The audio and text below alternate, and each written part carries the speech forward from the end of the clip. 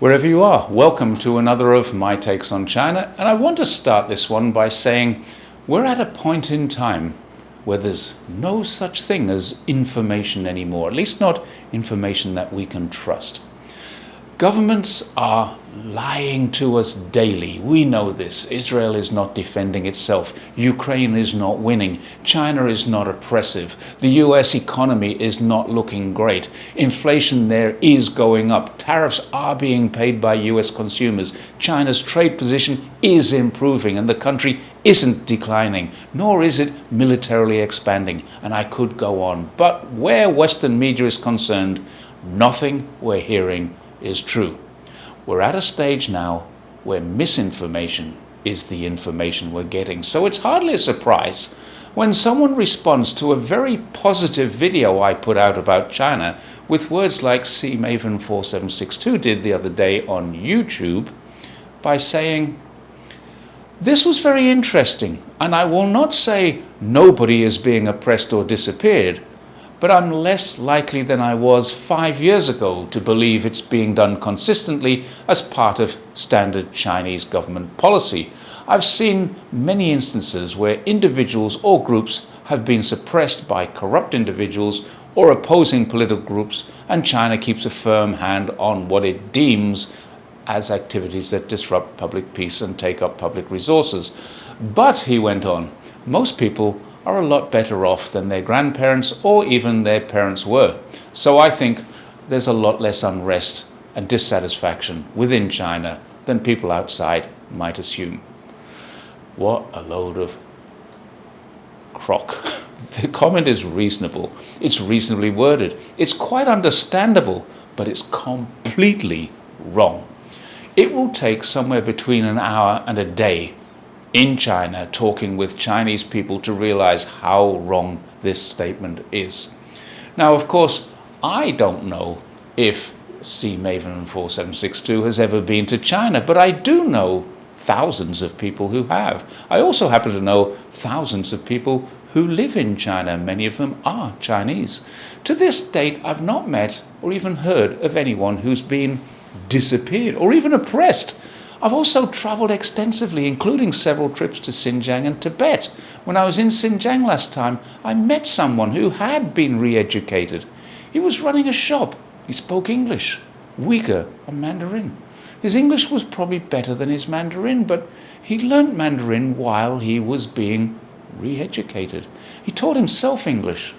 He had no problem with the Chinese government. He'd grown up on a farm and in poverty. And now he had a business, an apartment, a car. His kids were getting a better education than he did. His life was in every respect better than before. Our conversation ended when he looked at his watch and said, "I have to go to the mosque." I bought 180 RMBs worth of dates, raisins, and some other dried fruit from his shop. I brought them home as gifts for friends and family here in Zhongshan. Business was good. But here we are thinking the word re-education is negative. It isn't. At least in China it isn't. Many people are high-function members of society throughout China because they've had a chance at being re-educated. If all you can do is farm, then selling your products online and setting up a retail outlet, employing people and managing a business are never going to be easy. If you've been taught and have government support to help you as your business goes through its initial growing pains, then business will inevitably be better. That's what re-education does for some people. A couple of years ago, I met a convicted killer and I made a video about it. He was a teenager when he stole a car, lost control of it, and a pedestrian died. He served 3 years in prison, and while doing so, he was re-educated. He learned a trade. When I met him, he was an electrician, and he'd married with a child. He'd made reparations to the family of his victim, and he'd been forgiven by them because the system, which had incarcerated him for breaking the law, had also rehabilitated him into a well-functioning member of society. This isn't oppression or persecution. This is what a prison should do. It isn't all about punishment. It's about rehabilitation, re-education. He was a perfect example of a bad kid turned into a good adult. I wish we had such systems in the West. I travelled to Tibet and I met many people there, but two young people stuck in my mind. I was on a media tour, and the only person on the entire tour who wasn't Chinese was me. So keeping up with the tour guides was difficult for me. My Chinese language skills, which are functional, aren't really good enough to keep up with the kind of situation where I'm being tour guided around. So when we arrived at an art gallery, oh yes, Tibet has thriving art community and several galleries, I was introduced to two young people, a girl and a boy, both in their 20s, who were going to guide me through the building. Both were educated in the UK. Both were Tibetan, and both had master's degrees in art subjects. Oppressed? I don't think so. Go to the Potala Palace, and one of the most surprising things you'll see is that it's actually full of Tibetans who get in for free. That might sound a bit strange. It's a strange thing to say that the entire region of Tibet is full of people who are Tibetans. They wear ethnic clothing. They follow traditional customs. There are temples all over. There's a university dedicated to Tibetan culture and another one dedicated to Tibetan Buddhism. There's a huge library dedicated to preserving and copying ancient Tibetan scripts. This is hardly oppressive. We keep hearing that Tibetan culture is being erased, yet the complete opposite is true. Despite having an open mind or an open-minded approach, there is still misinformation.